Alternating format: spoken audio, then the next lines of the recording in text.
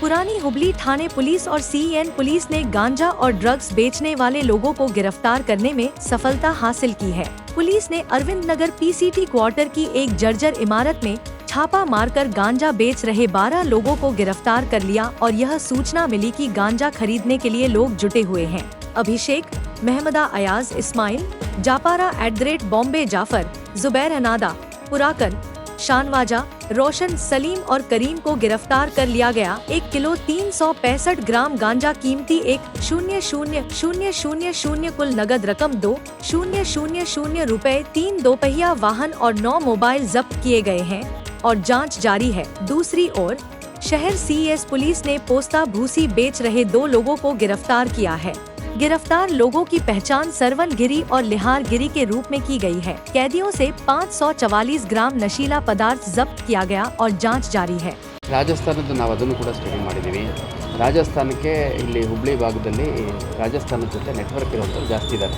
ಅಂದರೆ ಗಾಂಜಾ ನೆಟ್ವರ್ಕ್ ಅಂತ ಹೇಳ್ತಾ ಇಲ್ಲ ನಾನು, ಬಿಸ್ನೆಸ್ ನೆಟ್ವರ್ಕ್ ಇರೋಂಥವ್ರು. ಯಾಕಂದರೆ ಇಲ್ಲಿ ಸಾಮಾನುಗಳಿರ್ಬೋದು, ಎಲೆಕ್ಟ್ರಾನಿಕ್ ಐಟಮ್ಸ್ ಇರ್ಬೋದು ಅಥವಾ ಬಟ್ಟೆ ಬರೆಗಳಿರ್ಬೋದು, ಗುಜರಾತ್ ಮತ್ತು ರಾಜಸ್ಥಾನ ಕಡೆಯಿಂದ ಭಾಳ ದೊಡ್ಡ ಸಂಖ್ಯೆಯಲ್ಲಿ ಪ್ರೊಕ್ಯೂರ್ಮೆಂಟ್ ಮಾಡ್ಕೊತಾರೆ. ಆ ಪ್ರೊಕ್ಯೂರ್ಮೆಂಟ್ ಮಾಡಲಿಕ್ಕೆ ಹೋಗ್ತಾರೆ ಜನ. ಆ ಹೋಗೋ ಸಂದರ್ಭದಲ್ಲಿ ಒಂದು 2 kg 5 kg 10 kg ಈ ಥರ ಎಲ್ಲ ತೊಗೊಂಬರೋವಂಥದ್ದು ಕೂಡ ನಮ್ಮ ಗಮನಕ್ಕೆ ಬಂದಿದೆ. ಮತ್ತು ನ್ಯಾಷನಲ್ ಹೈವೇ ಇದೆ, ತಮಗೆ ಗೊತ್ತಿರೋಂಗೆ ಟ್ರೈನ್ ಕನೆಕ್ಟಿವಿಟಿ ಇದೆ. ಹಂಗಾಗಿ ಕನೆಕ್ಟಿವಿಟಿ ತುಂಬ ಹುಬ್ಳಿ ಚೆನ್ನಾಗಿರೋದ್ರಿಂದ, ಮತ್ತು ಹುಬ್ಳಿ ನಾರ್ತ್ ಕರ್ನಾಟಕ ಏನಿದೆ ಅದಕ್ಕೆ ಒಂದು ಸೆಂಟ್ರಲ್ ಪಾಯಿಂಟ್ ಇದ್ದಂಗೆ. ಸೊ ಇಲ್ಲಿ ಬಂದು ಅನ್ಲೋಡ್ ಆಯಿತು ಅಂತಂದರೆ ಅದು ಆ ಕಡೆ ಸುತ್ತ ಎಲ್ಲ ಜಿಲ್ಲೆಗಳಿಗೆ ಟ್ರಾನ್ಸ್ಪೋರ್ಟ್ ಮಾಡಲಿಕ್ಕೆ, ಯಾಕಂದರೆ ನಮ್ಮ ಪ್ರಕರಣದಲ್ಲೇ ನಾವು ಇಲ್ಲಿ ಬಂದಿರೋ ಪಾಪಿ ಸ್ಟ್ರಾ ಅದನ್ನು ಕಾರವಾರದಲ್ಲಿ, ಕುಮಟಾದಲ್ಲಿ, ಶಿರ್ಸಿಯಲ್ಲಿ, ಅದೇ ರೀತಿ ಶಿವಮೊಗ್ಗದವರೆಗೂ ಹೋಗಿರೋಂಥದ್ದು ಕಂಡುಬರುತ್ತೆ. ಹಾಗಾಗಿ ಇವ್ರದ್ದು MO ಏನಿರುತ್ತೆ, ಗಾಡಿಗಳಲ್ಲಿ ಬಸ್ ಯಾವುದಾದ್ರೂ ಇರುತ್ತೆ, ಈ ಡೈಲಿ ಒಂದು ರಾಜಸ್ಥಾನದಿಂದ ಒಂದು ಬಸ್ ಬರುತ್ತಂತೆ, ಆ ಬಸ್ಗಳಲ್ಲಿ ಇಟ್ಬಿಡೋದು. ಅದು ಅನಾನಿಮಸ್ ಆಗಿರುತ್ತೆ. ಯಾರಾದರೂ ಅಕಸ್ಮಾತ್ ಅದನ್ನು ಕ್ಯಾಪ್ಚರ್ ಮಾಡಿದರೆ ನಮ್ಮದಲ್ಲ ಅಂತ ಡಿಸೋನ್ ಮಾಡ್ತಾರೆ. ಬಟ್ ಯಾರು ಐಡೆಂಟಿಫೈ ಮಾಡಲಿಲ್ಲ ಅಂತಂದರೆ ಬರಬೇಕಾದ್ರೆ ಹಿಡ್ಕೊಂಬರೋವಂಥದ್ದು ಒಂದು. ಎರಡನೇದು ಲಗೇಜು ಏನು ಪ್ಯಾಕ್ ಮಾಡಿ ಕಳಿಸ್ತಾರೆ, ಆ ಸಂದರ್ಭದಲ್ಲಿ ಅಲಾಂಗ್ ವಿತ್ ಲಗೇಜ್ ತರುವಂಥದ್ದು ಕೂಡ ಸಾಧ್ಯತೆ ಇದೆ ಅಂತ. ಹಾಗಾಗಿ ಈಗ ನಮಗೆ ಇಲ್ಲಿವರೆಗೂ ಪ್ರಕರಣಗಳಲ್ಲಿ ದಾಖಲಾಗಿರುವಂಥವ್ರು ಕೆಲಸ ಮಾಡೋವಂಥವ್ರು, ಅಂದರೆ ಏನು ಲೇಬರ್ಸ್ ರೀತಿಯಲ್ಲಿ ಮತ್ತು ಎಂಪ್ಲಾಯೀಸ್ ರೀತಿ ಕೆಲಸ ಮಾಡ್ತಾರೆ, ಅವ್ರುಗಳು ಈ ಒಂದು ಚಟುವಟಿಕೆ ಮಾಡ್ತಿರೋಂಥದ್ದು ಗಮನಕ್ಕೆ ಬಂದಿದೆ. ಕೆಲವು ಪ್ರಕರಣ ಕೂಡ ದಾಖಲು ಮಾಡ್ಕೊಂಡಿದ್ದೀವಿ. ಹಾಗಾಗಿ ಯಾರು ವರ್ತಕರಿದ್ದಾರೆ, ವ್ಯವಹಾರಸ್ಥರಿದ್ದಾರೆ, ಆಮೇಲೆ ರಾಜಸ್ಥಾನ್ ಬೇಸ್ಡ್ ಬಿಸ್ನೆಸ್ ಕನೆಕ್ಷನ್ಸ್ ಇದೆ, ಅಂಗಡಿ ಮುಗ್ಗಟ್ಟುಗಳಿದ್ದಾವೆ, ಅವ್ರುಗಳು ತಮ್ಮಲ್ಲಿ ವರ್ಕ್ ಮಾಡೋವಂಥ ಎಂಪ್ಲಾಯೀಸ್ ಯಾರಿದ್ದಾರೆ ಅವ್ರುಗಳಿಗೆ ತಾಕೀತು ಮಾಡಬೇಕು. ಮತ್ತು ಆ ಥರ ಏನಾದರೂ ಅನುಮಾನಾಸ್ಪದ ಚಟುವಟಿಕೆ ಬಂತು ಅಂದರೆ ಅದನ್ನು ನಮ್ಮ ಗಮನಕ್ಕೆ ತರಬೇಕು ಅಂತ ಹೇಳಿ ಇಷ್ಟಪಡ್ತೀನಿ.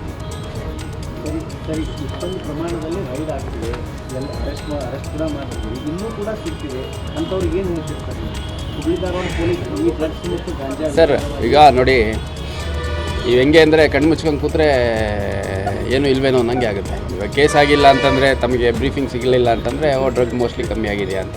ಇದು ಹೆಂಗೆ ಅಂದರೆ ಅಗದಷ್ಟು ಆಳ ಅನ್ನೋ ರೀತಿಯಲ್ಲಿ. ಇವಾಗ ನಮ್ಮಲ್ಲಿ ಎಷ್ಟು ಪ್ರಮಾಣಕ್ಕಿದೆ ಅನ್ನುವಂಥದ್ದು, ಈಗ ಏನಾಗಿದೆ, ಈ ತಾತ್ಕಾಲಿಕ ಸುಖ ಅಂದರೆ ಒಂಥರ ಎಕ್ಸೈಟ್ಮೆಂಟು, ಪ್ಲೆಷರು, ಅದಕ್ಕೆ ಈ ಒಂದು ಕಾಲದಲ್ಲಿ ಯಾವ ರೀತಿ ಸಿಗರೇಟ್ ಸೇರ್ತಾಯಿದ್ರು, ಬೀಡಿ ಸೇರ್ತಾಯಿದ್ರು, ಆಲ್ಕೋಹಾಲಿಕ್ ಆಗ್ತಾಯಿದ್ರು, ಕುಡಿತಾಯಿದ್ರು, ಆ ರೀತಿ ಒಂದು ಸೆಕ್ಷನ್ ಆಫ್ ಪೀಪಲ್ ಈ ಥರ ಡ್ರಗ್ ತೊಗೊಳೋದು ಯಾಕೆ ಆಗಬಾರ್ದು ಅನ್ನೋಂಥ ಒಂದು ಮನೋಭಾವ ಬೆಳೆಸ್ಕೊಂಡಿದ್ದಾರೆ.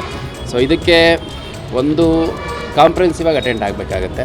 ಇದರಲ್ಲಿ ಪೊಲೀಸರು ರೇಡ್ ಮಾಡ್ಬೋದು, ಕೇಸ್ ಮಾಡ್ಬೋದು, ಅರೆಸ್ಟ್ ಮಾಡ್ಬೋದು, ಆದರೆ ಪೇರೆಂಟ್ಸ್ದು ರೆಸ್ಪಾನ್ಸಿಬಿಲಿಟಿ ಆಗುತ್ತೆ. ಎಜುಕೇಷನ್ ಇನ್ಸ್ಟಿಟ್ಯೂಷನ್ಸಲ್ಲಿ ರನ್ ಮಾಡೋವಂಥ ಮ್ಯಾನೇಜ್ಮೆಂಟ್ದು ರೆಸ್ಪಾನ್ಸಿಬಿಲಿಟಿ ಆಗುತ್ತೆ. PGs ರನ್ ಮಾಡ್ತಾ ಇರ್ತಾರೆ, ಅವ್ರ ರೆಸ್ಪಾನ್ಸಿಬಿಲಿಟಿ ಆಗುತ್ತೆ, ಪ್ರತಿಯೊಬ್ಬರದ್ದು ರೆಸ್ಪಾನ್ಸಿಬಿಲಿಟಿ ಆಗುತ್ತೆ. ಸೊ ನಮ್ಮ ರೆಸ್ಪಾನ್ಸಿಬಿಲಿಟಿ ನಾವು 100% ಕೊಡ್ತಾಯಿದ್ದೀವಿ. ಅದೇ ರೀತಿ ಸಾರ್ವಜನಿಕರು ಕೂಡ ಮುಂದೆ ಬಂದು ಈ ಏರಿಯಾಗಳು ಸ್ವಲ್ಪ ಸೆನ್ಸಿಟಿವ್ ಇದೆ ಅನ್ನೋಂಥದ್ದು ಹೇಳಿದ್ದಾರೆ. ಈಗ ಪ್ರತಿಯೊಂದು ಪೊಲೀಸ್ ಸ್ಟೇಷನಲ್ಲಿ ನಾವು ಸುಮಾರು ಒಂದು 8-10 ಜಾಗಗಳು NDPS ಪಾಯಿಂಟ್ ಆಫ್ ವ್ಯೂವಲ್ಲಿ ಹಾಟ್ ಸ್ಪಾಟ್ಸ್ ಅನ್ನೋ ರೀತಿಯಲ್ಲಿ ಮಾಡ್ಕೊಂಡಿದ್ದೀವಿ. ಫಾರ್ ಎಕ್ಸಾಂಪಲ್ಲು ನಮ್ಮ ವಿದ್ಯಾನಗರ ಪೊಲೀಸ್ ಸ್ಟೇಷನ್ ಲಿಮಿಟ್ಸ್ ಬಂದರೆ ಅಲ್ಲಿ ಒಂದು ಏರಿಯಾಗಳಲ್ಲಿ ತುಂಬ PGಗಳಿದ್ದಾವೆ.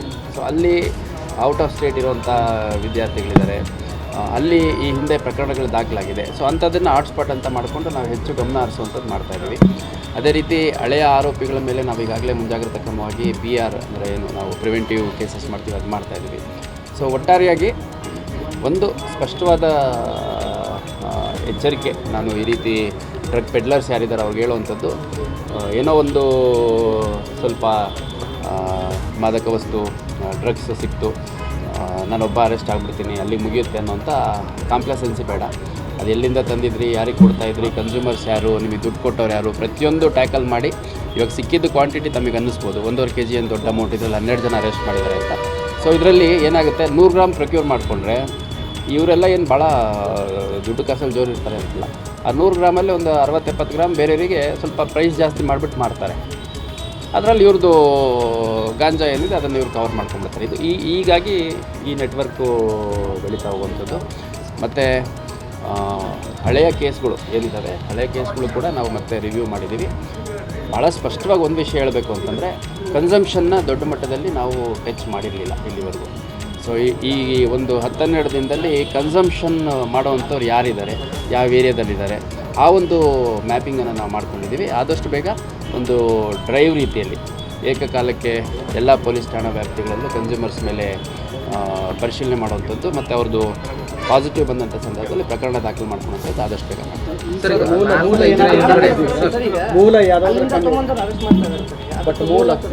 ಸರ್. ಈಗ ಮೂಲ ಏನಾಗುತ್ತೆ ನೋಡಿ, ಯಾರು ಇದನ್ನು ಪೆಡ್ಲಿಂಗ್ ಮಾಡ್ತಿರ್ತಾರಲ್ಲ ಸ್ವಲ್ಪ ಲಾರ್ಜ್ ಕ್ವಾಂಟಿಟಿಲಿ, ಅವ್ರುಗಳು ಕಂಟಿನ್ಯೂಸ್ ಮೂಮೆಂಟಲ್ಲಿ ಇರ್ತಾರೆ. ಮತ್ತು ಅವ್ರದ್ದೇ ಆದಂಥ ಒಂದು ನೆಟ್ವರ್ಕಿಂಗ್ ಇರುತ್ತೆ. ಎಲ್ಲ ಸಂದರ್ಭದಲ್ಲೂ ಫೋನಲ್ಲಿ ಮಾತಾಡ್ಕೊಂಡು ಇಷ್ಟು ಬರ್ತೀನಿ ಇಲ್ಲಿ ಬರ್ತೀನಿ ಅಂತಲ್ಲ, ಅವ್ರದ್ದೇ ಆದಂಥ ಒಂದು ನೆಟ್ವರ್ಕಿಂಗ್ ಇರುತ್ತೆ. ಟೆಕ್ನಿಕಲ್ ಎವಿಡೆನ್ಸ್ ಅವರೆಲ್ಲ ಭಾಳ ಎಕ್ಸ್ಪರ್ಟ್ಸು. 16